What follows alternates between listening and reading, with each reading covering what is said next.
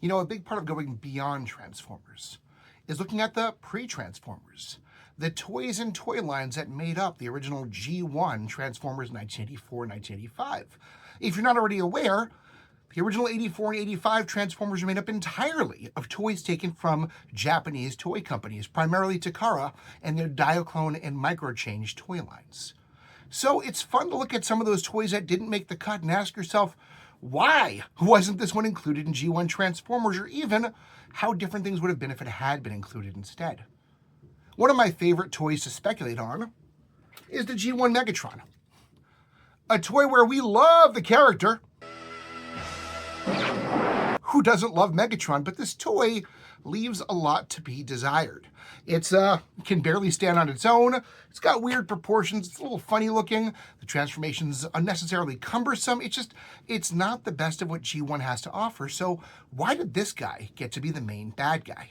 And it's extra funny because while you could even ask questions about why a giant transforming gun, after all, Megatron's the same size as Optimus Prime. One's a gun, one's a truck. How does that even work? But even beyond that, if you're going to go with a gun as your leader, believe it or not, Takara had 3 different transforming gun designs to choose from for their leader for the Decepticons. And Megatron was the 3rd of those, and I would argue nowhere near the best. The first design from Takara's Microchange line that converts from a gun to a robot was known as Robocolt. And this toy was, in my mind, way cooler. Robocolt was, I think, a cooler looking pistol based on the 1910 FN Browning pistol model. A really cool looking gun. It had a much smoother, more intuitive transformation, and the robot mode looked so much cooler and held together so much better. So why not go with Robocolt instead? Well, actually, the answer is pretty simple. Transformers in 1983 up through 2001 was overseen by an executive at Hasbro known as George Dunsay. George Dunsay did not come up with the idea of bringing these toys to the United States. George Dunsay had no passion for the project. He didn't come up with the concept at all. He was a marketing and research guy. He knew how to sell toys that kids and parents wanted to buy, and that's why he oversaw this line. George Dunsay single-handedly picked which toys made it into the G1 Transformers toy line. He decided who went, who stayed, what colors they were going to be when color changes happened. This guy oversaw the whole thing, but he'd be the first to tell you he was not involved in the creative side of things. George Dunsay is a pretty private guy, if he's even still alive, which is hard to verify. If you look online, do an internet research, there's very little out there about him. He's given 2 brief interviews ever, the most noteworthy one with TF Archive back in 2006. He was supposed to make one BotCon appearance in 2004, but canceled at the last second. You can't find a photo of this guy online. In fact, if you do a Facebook search on him, you'll find exactly 3 mentions of him ever made in the history of Facebook, and one of them is somebody from 2015 asking if anybody's ever seen a picture of him. There's not a lot out there about this guy.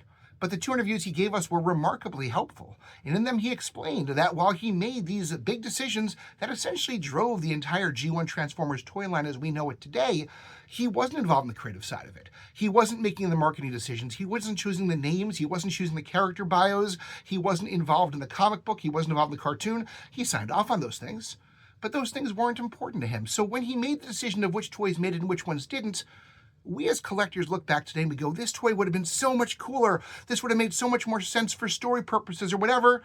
George Dunsay didn't care about that. George Dunsay was looking to sell toys. So when he passed up on Robocolt and instead went with the Walther toy that ended up being Megatron, chances are his reasoning was as follows. As he explained in his interview with TF Archive, one of the most important things he felt the toy line needed to do was have larger toys, a few larger toys, that would sell well at Christmas. So Megatron is a bigger toy than Robocolt. He is a little bit larger as a toy itself, and he also came with those accessories, all those extra scope pieces that I could care less about. I don't use them, I don't display them, but that looked good in package. It made it look like a more attractive, bigger toy a kid would salivate over, I suppose. And that's why Megatron won. That's why we have him as an immortal character in Transformers who will never be forgotten, and Robocolt is discarded to the pages of history. By the way, as a side note, Robocolt did get one comic book appearance. In 1984, while Takara was still licensing their Diaclone and Microchange stuff to other companies in other parts of the world, they hadn't given exclusive license to Hasbro internationally. A company known as Ceji Joustra was making Diaclone toys and added their own comic books to tell the story of Diaclone. And they chose Robocolt. He's part of that line, whereas Megatron is not. And he gets a brief appearance. He's a traitor. He appears as someone on the good guy's side and betrays them, nearly kills several characters, and exposes himself as a villain. He's a cool character. Interesting as well that in the G1 Transformers comic book, the 1984 first issue, Megatron in robot mode looks a lot more like Robocolt than he does like the Walther toy that he's based upon. Interesting. Whether the people making that comic looked at Robocolt and thought he was a cooler looking figure, or just coincidentally they made changes to make Megatron look more iconic that resembled the Robocolt look, he appears that way in the first comic book and never again afterwards. So, now that I've told you all this, now that you know why Robocolt got slighted by history, but that he's a freaking cool toy, let's head to the work table and see what he actually does. Well, here is Robocolt, based upon the 1910 Browning FN pistol. It's a beautiful toy. Looks almost identical to the original, other than the, joints that you can see in the chrome there. Much like the original G1 Megatron before Hasbro had to make it safer for kids, it also does actually have a firing feature. It came with plastic bullets, which I do not own, but you can put his fist in, and he can fire that as well. There we go. Pretty cool, right? It's an amazing toy. It feels good. It looks like a real pistol. I've never seen a Walther in movies or in real life, I don't think. I'm not much of a gun guy, I'll admit that. But the FN Browning, this toy looks familiar. It looks more like a gun you might see in a movie or TV show. Let's do our transformation.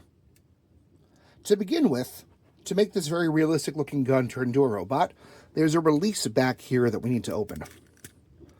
Doing that frees up the legs. We can then pull the legs down,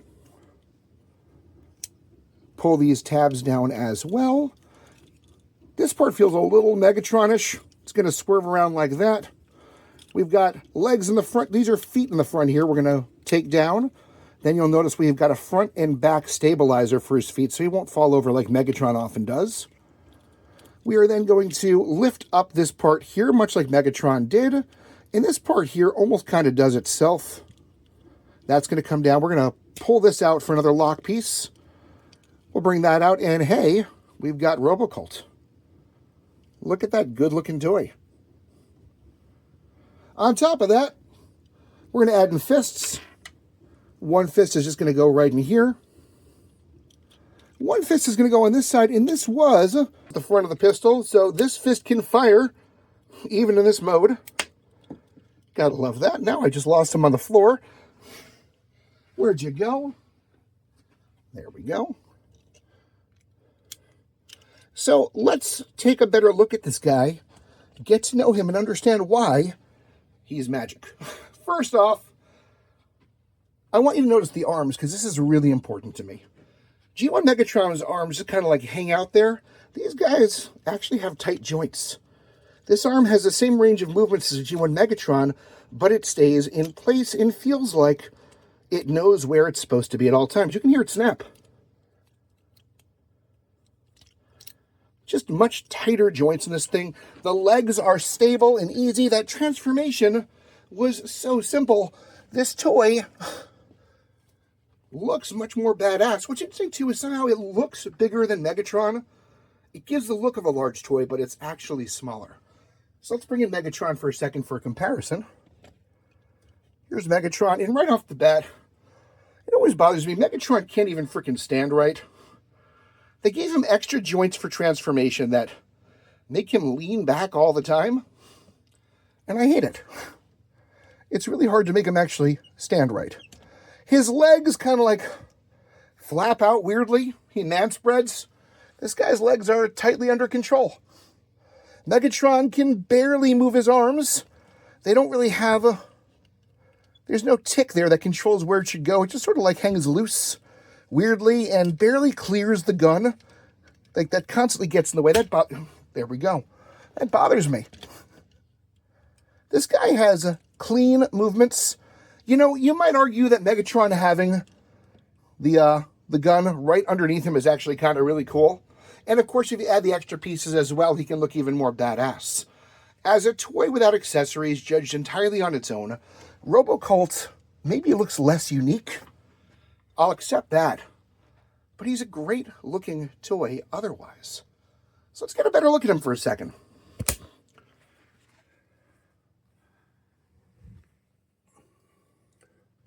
You can see there'd be a Decepticon symbol right there in that chest. That's where it would belong.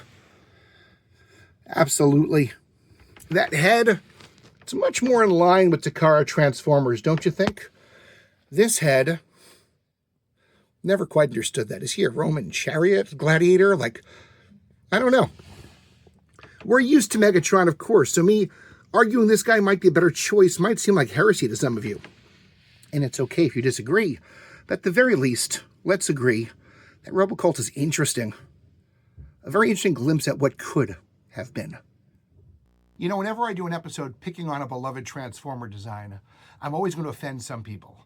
Especially when I just did an episode defending Ratchet and Ironhide. Link above if you want to see that one. But suffice to say, you don't have to like the Browning Robocolt more than Megatron. But you should at least be able to agree with me that he's an impressive toy. He's a worthwhile toy, and he would have been a kick-butt leader of the Decepticons had things gone that way. Unfortunately, that's not how it happened. He didn't have enough accessories, so he got sidelined, but he's a great toy that deserves more love and recognition. By the way, he did ultimately make his way into the Japanese version of Transformers in 1988. Weird side note there, I only discovered that today when researching this episode. I'm not sure how many people even know about that toy or owned it, but he's a really cool toy, deserves more love. If you go looking for him on eBay, of course he's prohibitively expensive. And be advised as well, there were a lot of knockoffs of this toy. You know, 1983 and 1984 were the Wild West of transforming robot toys being sold by every company everywhere. Kids couldn't get enough of them. So this guy was reproduced officially and unofficially by a million different companies. I'm pretty sure mine's a knockoff. It doesn't have the trademark on it. He's a great toy, and if you love Megatron, maybe you love this guy just as much, maybe even more, check him out. But he's a key piece of pre-Transformers history, and a toy worth knowing about at the very least, and maybe even admiring when you talk about G1 Transformers. Hope you enjoyed the episode. If you want to hit like and subscribe, it helps us tremendously. Hype us up if you're feeling it. If you're looking for a more in-depth conversation with me and other friendly geeks like me, find us at classiccomics.org. It's my home away from home. I'm there every single day. Been a member for over 10 years now. We don't want any money from you. It doesn't cost anything. You do got to sign up. Hope you don't mind that. But you're going to find people there who are really friendly, really want to get to know you, and have deeper, more meaningful conversations where people actually respond to each other and listen to each other and, you know, sometimes make friends for life. ClassicComics.org. Come find us there. Check out other videos and playlists as well. And of course, most importantly of all, don't forget to stay weird.